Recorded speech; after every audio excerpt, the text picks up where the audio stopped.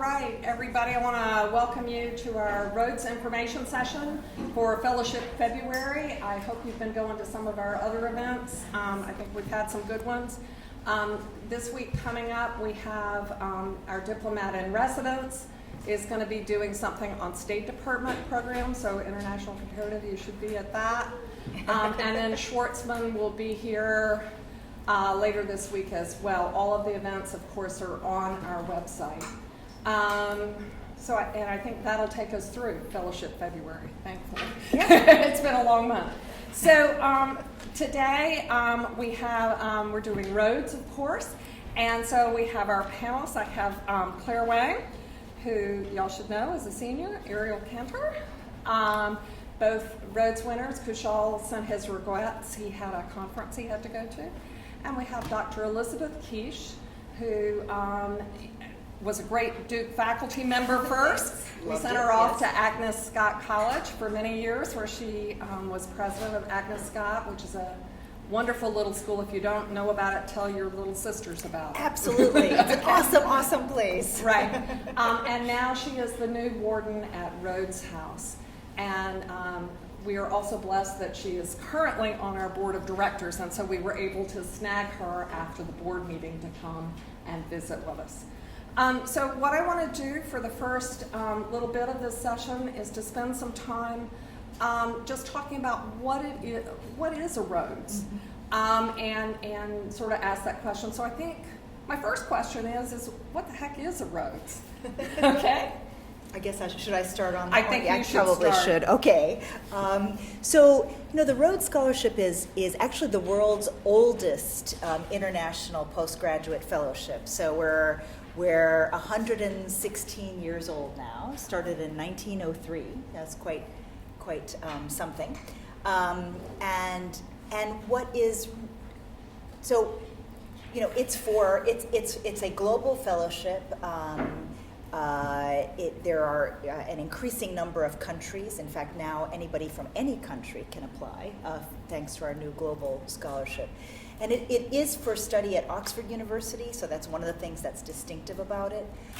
It's for 2 years in the first instance, but if you want to do a DPhil, like Ariel is going to be doing, we provide a third year, if you're making good progress and all that kind of stuff, a third year of funding, and in a few cases we're actually able to also provide some fourth year fees as well.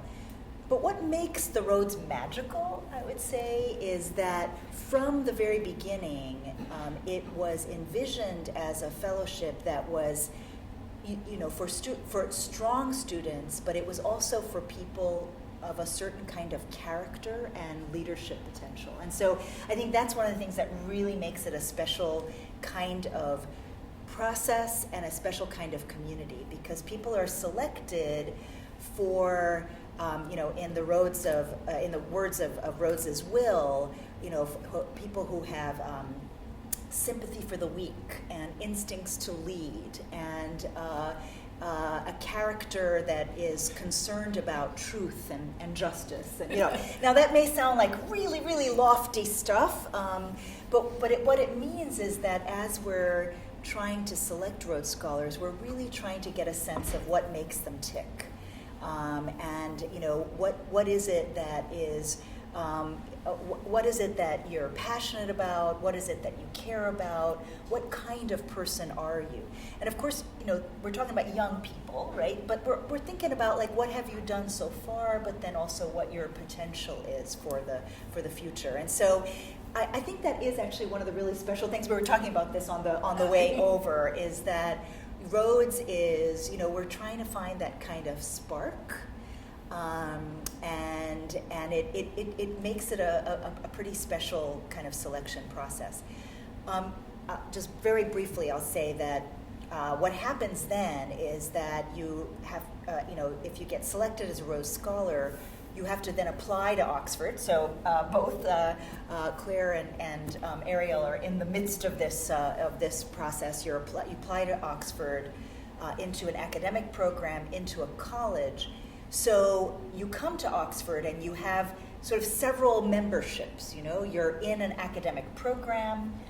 You're in a college. Oxford is a university that consists of 38 colleges, so it's a very interesting, it's a big, big research university, currently ranked #1 in the world, but it also has these kind of smaller colleges and communities that it's comprised of. But you also have the Rhodes community, and that is a very special community, very diverse, and we do a lot of programming for Rhodes Scholars, and I can talk about that a bit later, about character service leadership and things like that. So I'll stop there. Maybe you could tell us a little bit about some of the scholars that you know, what they're doing and that kind of thing? Sure. You mean the alumni, senior scholars, or? Yeah, people who are there now, who are that there you've now, had a sure. chance to get to know. Oh, and absolutely. Absolutely. Yeah. So, I mean, it's one of the beautiful things about the Rhodes is that people do all kinds of different subjects. So, you know, just thinking about some of the Duke Rhodes who are there right now, we have Gabby, who is a classicist and is studying classics. So kind of a classic liberal arts sort of. We have Jay, who is doing a DPhil in English literature and is set out for 2 years, but has decided he fell in love with Oxford, and you can then decide to apply to do a doctorate, and it's been really wonderful seeing him kind of flower in the Rhodes and Oxford community. He's really thrilled to be there, and loves his supervisor, loves the kind of intellectual community there.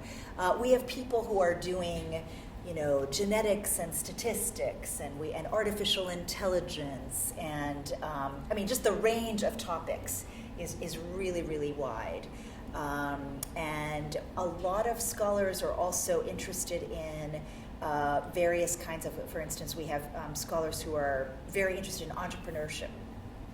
So we have a Rhodes incubator that the scholars have started that is supporting them in both social entrepreneurship and for-profit entrepreneurial ventures. We have a ventures forum once a year where we have actually a series of these conferences. We just did one on healthcare a few weeks ago, and they're really cool because we have a committee of scholars who organizes them. So we had a healthcare forum.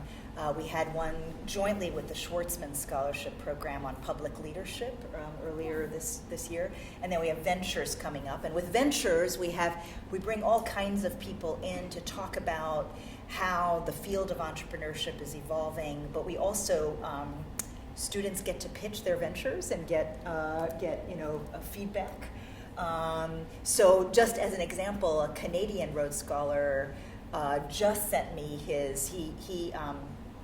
he's launching a venture that is a kind of tech-based venture for dairy farmers in Uganda. And he has spent time, prior to getting the Rhodes, he'd spent time in Kenya working with dairy farmers. He's from the prairies, so he's, I guess, kind of from a farming family, but anyway. But he already won a Skoll £100,000 venture award in his second year as a Rhodes Scholar, and is now trying to get funding to really move forward. And so he literally yesterday just sent me materials so that I can share them with a couple of alumni who I know are interested in investing in African ventures. Cool. So it's part of what we're trying to do. A lot is, as a Rhodes Scholar, you're connected to this network, a multi-generational network, and we really want to make it a meaningful lifelong fellowship. And so part of what I try to do when I meet with scholars is to connect them with, if you're interested in neuroscience or climate change or whatever the case may be, that you can get connected to people in the network. Cool. Well, why don't we have Claire and Ariel tell us a little bit about what they're planning to study at Rhodes and what they're most excited about. So I'm going to be pursuing the DPhil in clinical neuroscience. Actually, just heard back a couple days ago that I got accepted, so that's exciting. And I just think it'll be, I'm excited for all of it. I think it'll be really cool to study in a different place in Oxford and really explore there. I've been in touch with some of the scholars from my class, and they're all these really amazing, really interesting people, and so it's just super exciting to have the opportunity to interact with them and form friendships and just gain that really cool, interesting perspective from the global scholars as well as the American scholars, and just broadly really excited for the opportunity. I think it'll be really formative. And I've been doing climate change and clean energy work for most of college. So I'll be studying 2 different one-year master's degree programs. The first is the Master of Environmental Change and Management, and the second will be the Master of Public Policy, assuming that I get into them. I haven't heard back yet, so we'll figure it out. And I'm similarly just very excited to meet the people. That's the thing that is most invigorating to me now and what I can really imagine now, because I feel like there's a lot of unknowns here. But also I think it'll coincide very well with a shift away from kind of US-based climate policy work that I've done in the past and more towards global climate issues. So. That's great. So you guys were here last year at this time sort of thinking about, well, maybe I should apply for that Rhodes thing or not. What's the first thing that you think what's the first step they should take in thinking about applying for the Rhodes? I think, well, the first step is deciding to apply.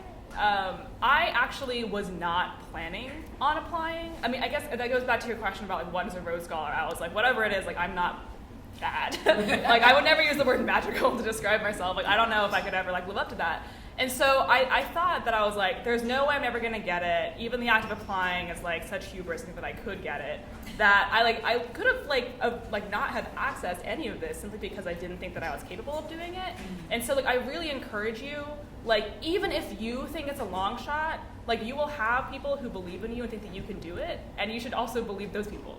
So instead of just holding yourself back because you're afraid of losing, be excited about the possibility of winning and then decide to apply. And just to add to that, the entire process itself for me was really formative, and so just going through that application process, I feel like it is a tough application process and a lot of time and work goes into it, but you're writing about yourself and your passions and your interests and where you think you'll end up, and so you learn a lot about who you are, and I learned about some things that I didn't realize were as important to me as they were, and so just the process in itself, I think, is something that's really cool and on its own worth going through.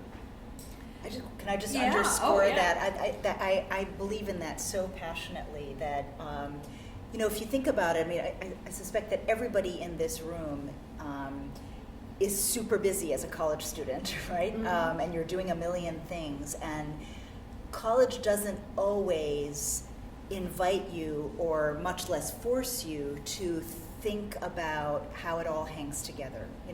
How do you connect the dots? What have you actually over the course of all these different experiences that you've had in college, what have you really learned about, what you're passionate about, where you most want to make a difference in the future. And so it is a great learning opportunity. And I want to underscore what Claire and Ariel said, that, most Rhodes Scholars, in fact, the person, okay, what we don't want is somebody who just wants to be a Rhodes Scholar, right? That kind of badge, the desire to have the badge or to have the prestige is something that the process is, generally designed to to weed out.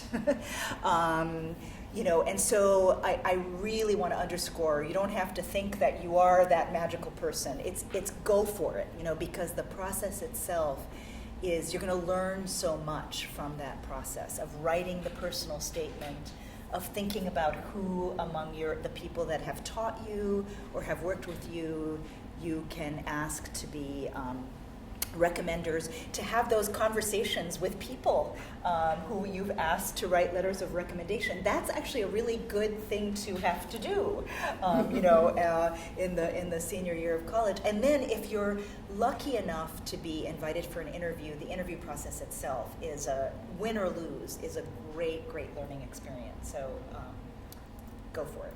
Yeah. So I think one thing that holds students back that I've found over the years is that piece in the will about athletic ability. And would you speak to that? Absolutely. So, Cecil Rhodes was interested in manly sports such as cricket, rugby, and the like. That's actually that's language from his will. But for many years, we have not been focused on that. What we're interested in is people who have demonstrated an ability to use their talents to the full. So it's energy is what we're looking for, and there are many ways to demonstrate that. And so you do not have to be an athlete at all. When I applied. I was a student at Davidson, and I was a piano player, and I had asked my piano teacher to write a letter of recommendation for me, and she told me after she had sent in the letter, and I was completely horrified that she had done this, which I'm sure gave a chuckle to the committee. She said, well, I was very concerned because you're not an athlete, and I know they're looking for athletes, so I talked about the finger and wrist strength that, playing piano concertos gives you, and I was like, you did? Anyway, but it's really not what we're focused on. On that note, Matthew Baugh, who was a Duke student years and years ago and a Rhodes Scholar, he always said that his athletic ability was chapel choir. Yes, there you go. And marching down the aisle once a week for chapel choir. So anyway, I think then, thinking about graduate school is an interesting thing, and thinking about trying to look for a graduate program in the UK is a little bit different. How did you guys find what you wanted to study at Oxford? And I think you probably, Ariel, had to find a mentor as well, because you're not doing a taught course. You want to speak to how you kind of found these people and what to do? Sure. So for myself personally, Oxford really appealed to me. I really love science. I always knew I wanted to pursue a PhD.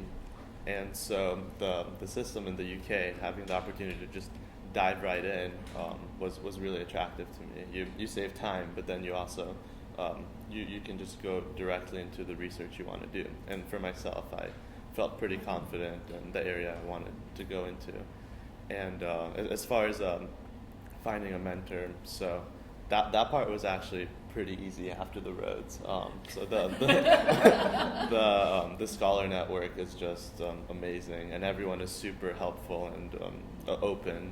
And so the lab I ended up applying for, and where I'll be working, actually has a current Rhodes Scholar.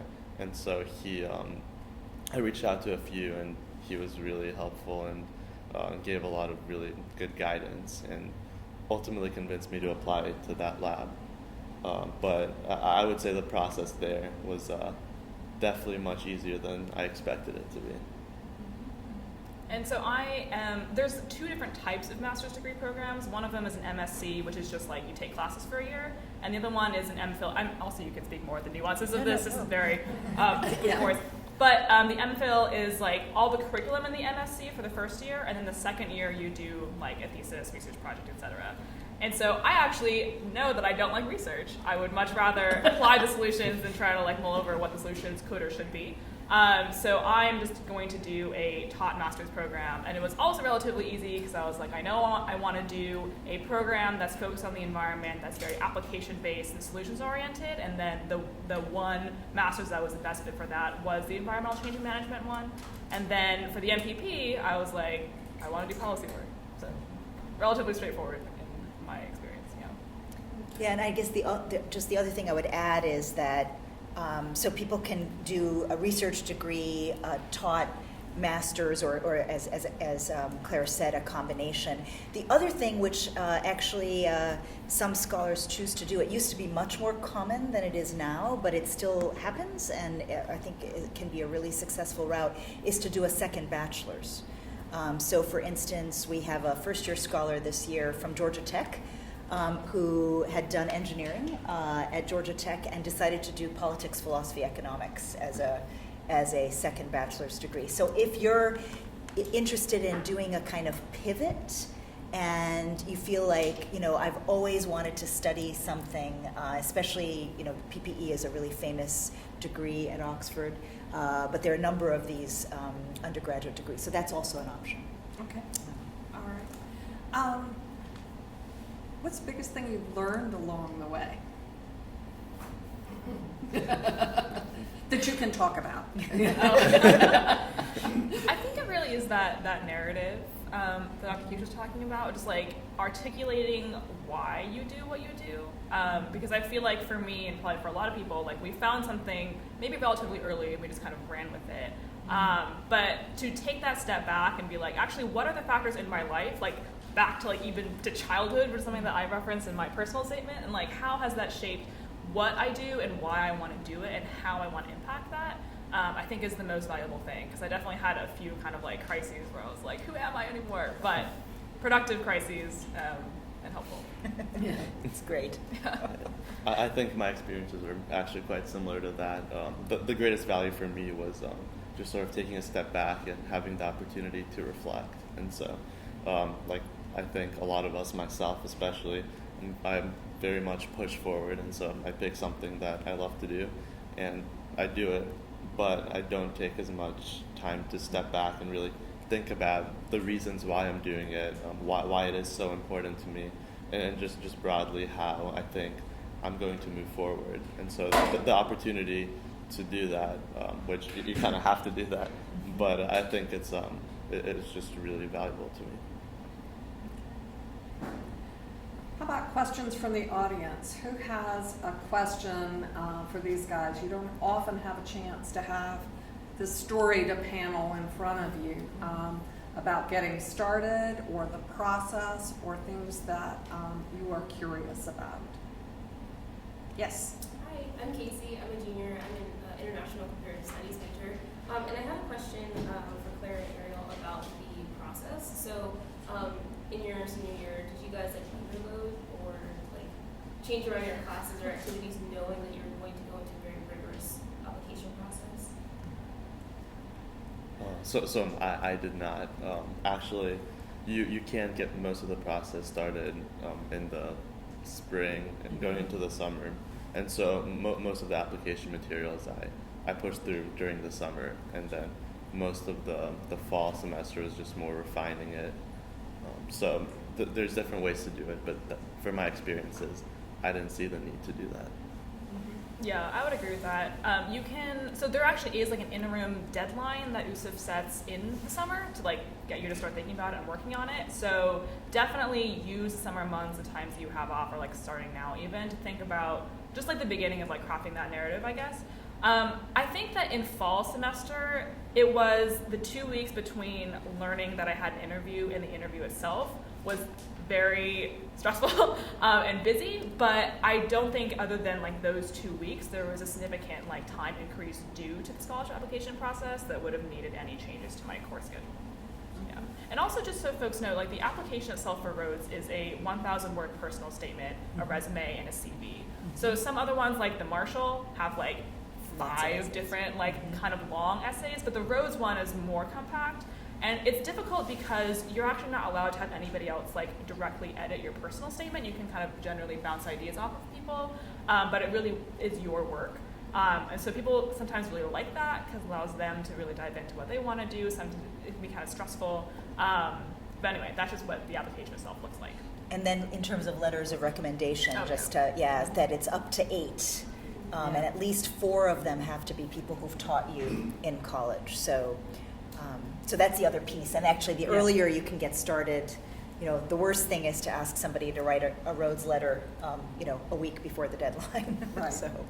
So just to kind of for those of you who don't know, the way that we operate at Duke is that if you are applying to one of the UK scholarships, there will be some deadlines this spring. They will be announced on March 1st, God willing.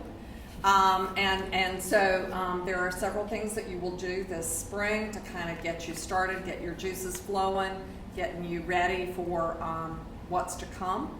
We will have, towards the end of April, we will do what we call consultative interviews, where Dr. Hardemank and Bevan and myself and Jane Morris sit with you and sort of talk over what you're thinking about and sort of give you some thoughts to go forward into the summer.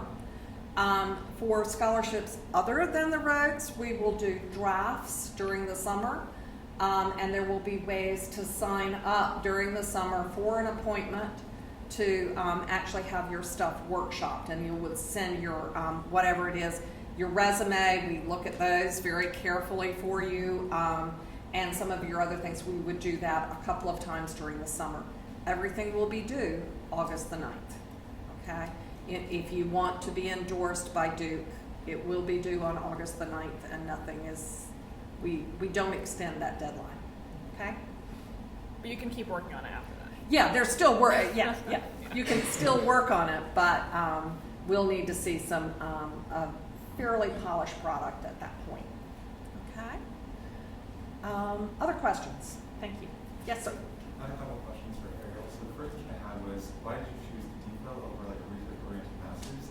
And the second question I had was, I was surprised that you contacted faculty after you were accepted. I was wondering if you were, in your interview, you were asked to maybe to outline a research project that you would pursue there.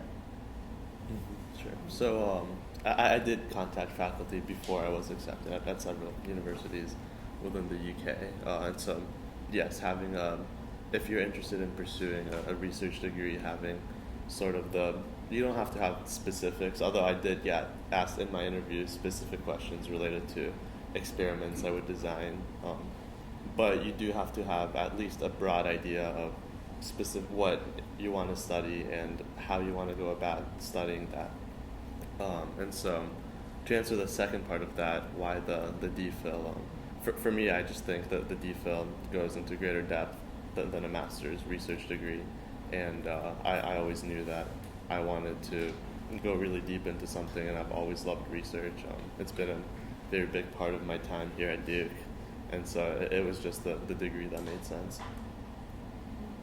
And you can also switch up like what program you want to do between applying for the Rhodes and applying for Oxford. So my 2-degree programs were not the ones that I talked about in my original application.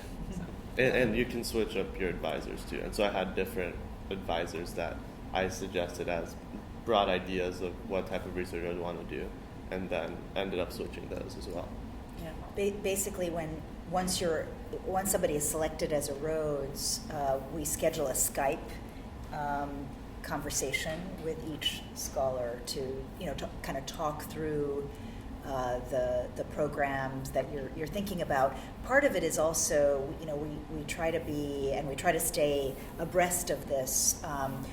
How competitive different degree programs at Oxford changes over time. There are certainly some degree programs at Oxford that Rhodes Scholars don't get into, and it's they have 1,400 applicants for 25 spots. So you can be it doesn't necessarily, but that doesn't mean there isn't a good program for you at Oxford. So we sort of try to kind of provide that advice over time, and yeah. So that's another reason why it's good to know, to think about it a lot in advance, but then to be flexible as you go forward. Yeah. So you want to have a good program so that you can defend it in your personal statement and in your interviews and yes. all of that. But you do know that it can change later, which is nice. Yeah. Yeah. All right. Other questions? Yes. Could you talk about at what point in this process you made the decision to pursue applying, and what was instrumental for you in making that final call? This is something like that. Yes, that's a really good question. That's a good question. So I I applied for the Udall Scholarship, which is like an environmental scholarship, my sophomore year of college, which I didn't really know about, but one of my mentors advised me to look at it. So that kind of like tapped me into like the USIF pipeline.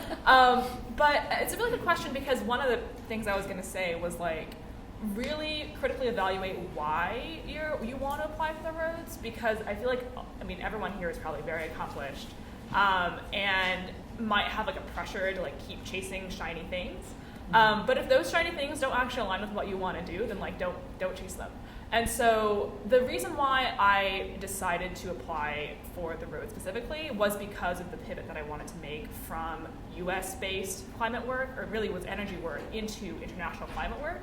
If I didn't think that I was going to make that change in subject matter, then grad school wouldn't have made sense to me, and I don't think I should have applied for the Rhodes. But because I realized that, and this was a really good opportunity, that's the final thing that made me want to apply for this.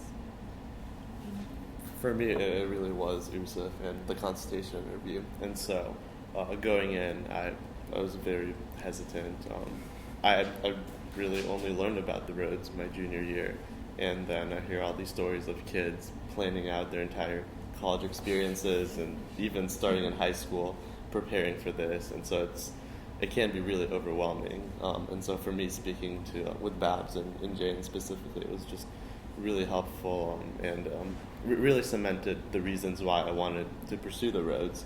And from there, just taking a shot at it and hoping for the best. But I did find the consultation interview just really helpful in learning about your interests, and Babs and Jane asked some really challenging but also really helpful questions in making that decision. I think if you apply for the Rhodes, you're up for a lot of challenging questions about who you are and what you're doing, and I think we try to make it fun, but these are great questions that you need to ask before you apply to any graduate school, or really even choose that first job in some ways. What is it that you want to do, and why do you want to do it? These are big questions that you need to ask yourself. I agree. And I would also say that going through the process of writing that essay, of doing practice interviews, if you're called for an interview, actually doing the interview, win or lose, that is something that is a very valuable experience. And I've worked with Rhodes applicants over many years, as have Babs and Alex and others, and it is amazing how it helps applicants go on to do great things. I'll just share an example. I had one when I was at Agnes Scott. We had a number of people who were finalists. They were called for an interview and did not win. But in every single case, that experience was incredibly valuable to that student. So one, for instance, went on to win the University of Chicago's major dissertation fellowship.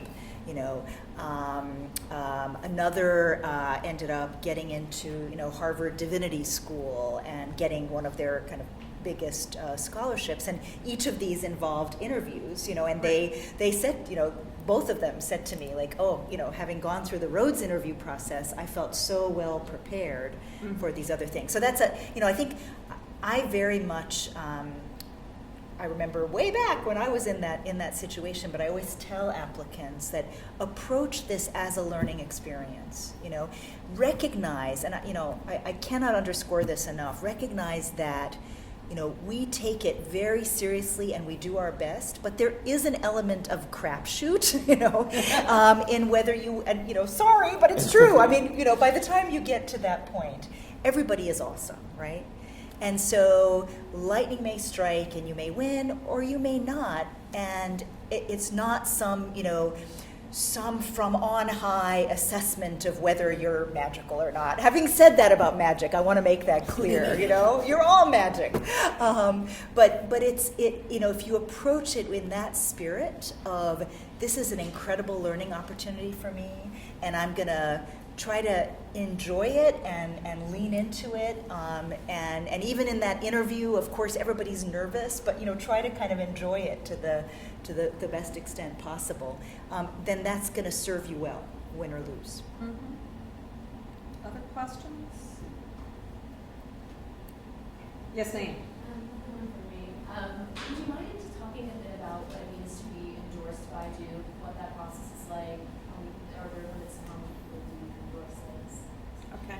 Do y'all want to talk about your endorsement interview first, or no? God, I Don't even remember I it, do you? Yeah, I remember very little. It's like in the first week or so of classes in the fall. It's like 20 minutes, and you pop in, kind of pop. I don't know. I thought I had interviewed for the Truman as well, and that Truman endorsement interview was very, very difficult. So this one, I was like, oh, okay, they're nice today. But you can probably talk more about the thought process. Okay, so we do. Your information comes to us in late August, and then we organize a meeting with Duke faculty primarily, sometimes a couple of staff, to decide whether or not you're ready to be endorsed by the university. And I think Rhodes asks us to send as many forward as we think are ready, and so we do that. We don't, it's not a huge high bar to jump over, but on the other hand, we do want to make sure that you're ready for this experience, and so we'll talk to you about that. We have in the past a few times asked students to wait until the second year, so after their senior year rather than after their junior, so the start of their first alumni year rather than the start of their senior year, because for some reason they may want to take up some courses. Suppose they want to go do economics at Oxford, and they haven't had a whole lot of math, and they have had a few economics courses but not many. And we'll say, well, you're really going to be stronger after you get some more math under your belt, after you've really prepared for this degree. Because if you were at the Marshall session the other day, we talked about how in England at your undergraduate degree, if you're in economics, you're doing all economics and math, okay? And so when you go to a master's degree, if you haven't had any of that, you're really not prepared to do a master's degree in that. So that would be a case where we might ask you to wait. But in general, most students go forward. Does that help? Mm-hmm. Anything else about that? Alex, do you have anything to add to that as chair of that committee? I'll just say that obviously to echo everything Bab said, but one of the things we're trying to do in that interview is really try to understand your narrative as you've articulated it, so that we can write an endorsement letter that explains, it sort of functions as a cover letter for your entire application. So its intent is to weave together the narrative that you're describing, what we know from your recommenders, and sort of put a bow around the whole thing, and also contextualize some of the things so that we can explain what this really means at Duke, how hard it is to do the X, Y, or Z that you've done, how rare it is that faculty member, ABC has said these kinds of things about you, and so forth. So you can think of it as sort of a cover letter and an introduction, and in order to do that well, that we can't just stamp out a template, for each of the students that apply. And between the Rhodes and the Marshall, in the last few years, we've had somewhere between 15 and 25 students involved with one or the other or both of those, sometimes even a little bit more. So we have to write a very detailed letter for each student that's very personalized and customized. And so part of the endorsement interview is also to help us understand really what are those salient points of your application. All right. Other questions? Yes, ma'am. I was just going to ask about the interview process, to the extent that you're able to discuss it. Either advice for students going into the interview process and thinking about that, and or going through it yourselves and surviving it if it was difficult. So for me, I thought I've gone through a number of interviews just throughout the years, and I thought the Rhodes was by far the most difficult interview I had, in the sense that you can't really, it's pretty hard to prepare for it. The questions you get asked are from all directions, and so I got asked questions on my background in science. I also got asked questions in my interest in Russian literature, my favorite Russian film that I've seen, my favorite bioethicist. And so it really is trying to test the depth of your knowledge and where your interests are and how they align broadly with who you are. With that being said, it was also, in my opinion, the coolest interview I had, in that the panel is always amazing, and so you're having discussions with these really, really successful people that have these really cool perspectives, and so that in itself is just a really cool opportunity. I had the opportunity to talk to a very well-known MD, PhD that focused in cardiology, and so having that chance, and then also then bounce ideas off someone that was very involved in policy work and helped work with Israeli-Palestinian conflict, which is something that I'm really passionate about, being able to have her ask me questions and hear her input there. And so it is really tough, and a lot of it is just who you are and what you know, more so than preparing for the classical questions, but also just a really cool experience that I felt that I learned a lot from. Yes, echoing that, yes, it was definitely very scary. And also, so the way that the Rhodes works is you interview in different regions, and so I think for Duke students, you have to interview from the region that you're originally from. So for me, that was Utah. So I flew to Salt Lake City, which happened to be my hometown, so I could stay at home, and that was kind of nice. But you have usually the day before like a kind of cocktail party or dinner type thing to kind of casually mingle with the panelists and other finalists. And then the next day is just like straight interviews, and then you wait through the deliberation. They might call you back for second interviews, they might not, and then they tell you, like right there in person, which was the scariest thing, and a thing that I was looking forward to least, even though it ended up being the best news of that day. Honestly, at this point, I would recommend not worrying about the interviews, just focus on the personal statement. USF has like these wonderful write-ups that people, like previous winners, have put together. So talking about what prep they did, what questions they were asked, like their mental state heading into these things, and those are very thorough. I wrote like a 20-page one. I'm so sorry, but it's like, you're gonna enjoy slogging through that. And so I think those did a really good job preparing me for what to expect or what not to expect. And then I also just did a bunch of practice interviews because I knew that I was going to get nervous, and I thought that if I did more of them, then I could calm down more the day of, and that ended up being true. So, but that doesn't work for everybody, because some people might think that if they do more interviews, they would sound more scripted. So really, like, you know what works best for you. For me, it was just like over-preparing. For some people, they do a lot better when they're doing more off the cuff, so yeah. And USF is really helpful there, just after that. So I had a couple mock interviews there, and I felt that was the best way to prepare, for me at least. Yeah. So you are guided every step of the way in that sense. And I would just add, just in terms of who's on these committees, what we're trying to do is to have every committee be very diverse. Typically, it's chaired by a non-Rhodes Scholar, and the others are usually Rhodes Scholars. But we want a mix of backgrounds and disciplines, of ages. One thing that we've really been trying to focus on is having some younger folks on the committee who have more recent experience of Oxford and the Rhodes. We want gender, race, diversity, all of that. So, it's if you imagine this happening all around the world, it's kind of a big job trying to populate these committees. And so, as Ariel and Claire were saying, that it's kind of a combination of trying to tease out what you wrote about, which is your area of expertise and passion, and trying to kind of probe that somewhat, but then also really get a sense of what makes you tick or what your other interests are, et cetera. And so that's why, other than I will say to people, read the New York Times, for a number of, you should basically read the New York Times. That's a good thing to be reading. But, especially for the month or two leading up to a Rhodes or Marshall interview, it's good to be informed about what's going on in the world. But you just really can't anticipate where the questions will come from, and it's fine to, I'll just share in one of my, it used to be a 2-stage interview process, a state and then a district, and so in one of my Rhodes interviews,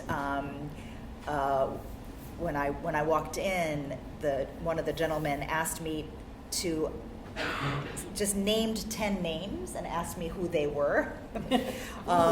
He's retired now. He's no longer doing Rhodes interviews. I served on Rhodes interview committees much later with him, and I would give him a hard time every year. I'd say, Bernie, you were so awful to me. But anyway, he was the president of Wofford College, Bernie Dunlap. Amazing man. But he knew that I was Hungarian American, and he had this like thing for Hungarian American filmmakers and artists, and so he would say, who is so-and-so, who is 10 names, and I didn't know 6 of them, like I sort of had this vague sense, I've heard of this person, but so I said I don't know 6 times in the first 2 minutes of my Rhodes interview, and it was fine, so I share that story only to say, it's okay, you're having a conversation. If you don't know, say you don't know. If it's a question where they're wanting you to explore it, just explore it, and have as much fun with it as you can.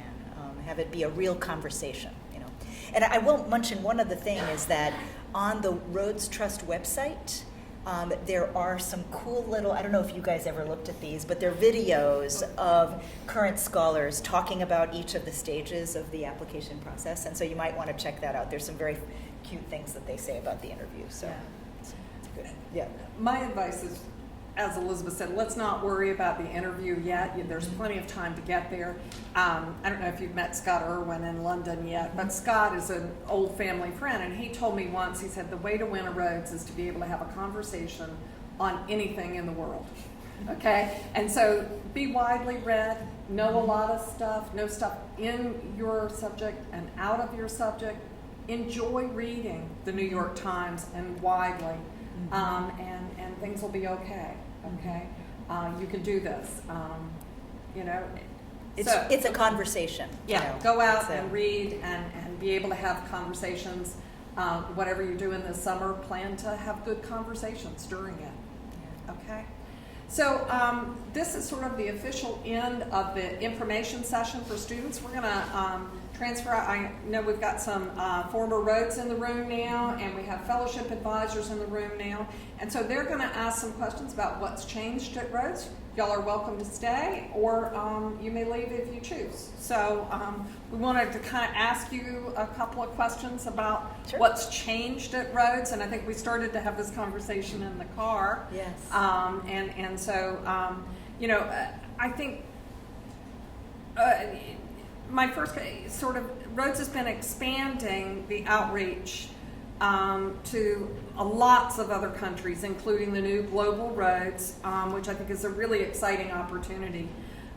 What's the thinking behind this, and will we see more opportunities opening up in the future for students? Right now it's only 2 Global Rhodes. So tell us what Rhodes is thinking in this way. Sure. So, I mentioned that we were first established in 1903, and originally the scholarship was limited to essentially either current or former British colonies. And it was, what was actually listed in Mr. Rhodes's will. But in more recent years, sometimes I like to say we're a 116-year-old startup. So in more recent years, there's really been this strategic thinking about if we're truly a global scholarship, we need to span the globe. And so we now have about 100 scholars a year. And as Bab said, we've added a lot of countries. Some of the countries recently added include China, Israel, Syria, Jordan, Lebanon, Palestine as one constituency. We have East Africa and West Africa that just came online in the last couple of years. And then we did add global, which is for anybody who isn't otherwise eligible. So we had 32 countries represented in that in that global pool, and our winners, our two inaugural winners, who will be joining the two of you in Oxford next fall, are from Ethiopia and from Russia.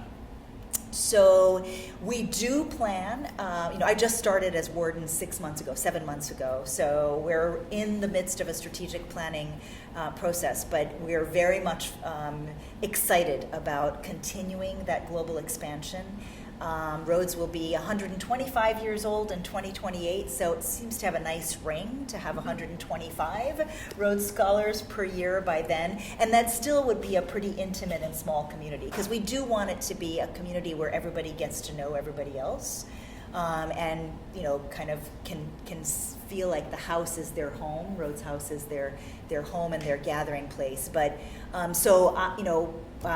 very much focused on fundraising to increase the number of scholarships, including to increase the number of globals. Yes, okay. Because to say we've got 2 available for the rest of the world is kind of tough. And in fact, I have a board meeting coming up, and we're kind of debating that question of how much to focus on expanding the scholarships done through different countries versus the global. And I suspect we'll end up with some sort of mixture of hopefully taking global at least up to 5 or maybe 8, but also adding more. We also want to try to get away from the one scholarship constituency, because it can be a little lonely to be the one scholar from Pakistan, for example. I can't tell you the number of times Pakistani Rhodes Scholars, current and former, have lobbied me for this. Like, we have got to increase the number of scholarships from Pakistan. So, each one is it's a big fundraising lift. It's about £5 million per, in order to endow a scholarship that's picks one scholar per year. But we are working it, and I certainly want to increase the number of scholarships that are available. The other thing that's happened at Rhodes House, I was telling Ariel and Claire about this, is that when I was there in the 80s, and I'm looking at the Rhodes alumni here, and I think we have a range of years represented. I'm sure I'm the oldest, but I was selected in 1983 and had an amazing experience at Oxford. I absolutely loved it. It was, it changed my life. But Rhodes House wasn't really an important part of that experience. In fact, I have affectionately referred to it in the 1980s as the mausoleum.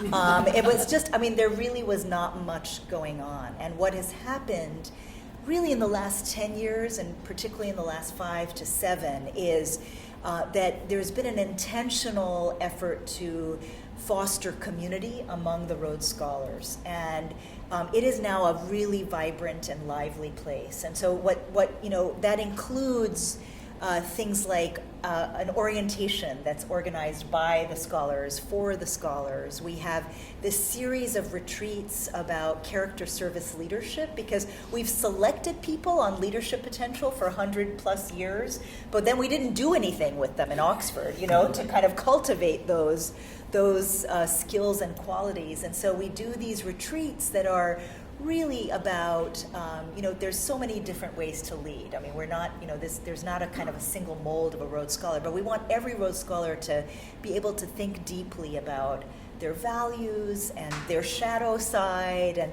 what they think about justice and how they're going to show up for each other in this very interesting global community of scholars. So we do that work with scholars. We do social events. For the ones who stay for the DPhil, we do kind of DPhil dinners where people can get some sort of, it's like a support group for when you're writing your dissertation. So it's a real community now at Rhodes House, and that's something that just makes me so happy, because it's so much better than when I was there. So we want to continue to focus on that program as well.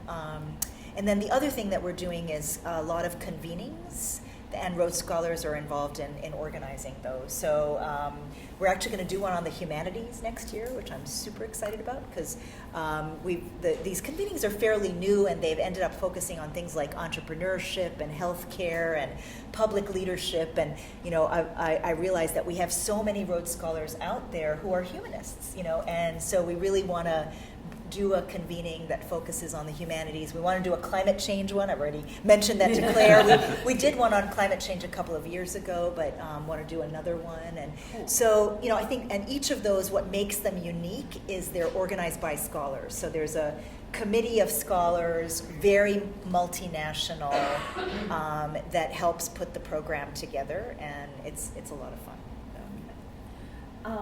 So what's the mark that you want to leave on the Rhodes Scholar program? It's early in your tenure. It's early, yes. Yeah. Well, it's funny. I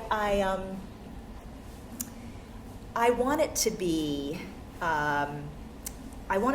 a truly preeminent global scholarship. And I also very much want, and I'm saying this to all the Rhodes alumni, senior scholars in the room, for it to be a meaningful lifelong fellowship. So part of what I'm really focused on is how do we leverage this extraordinary community of current and former scholars for positive impact in the world.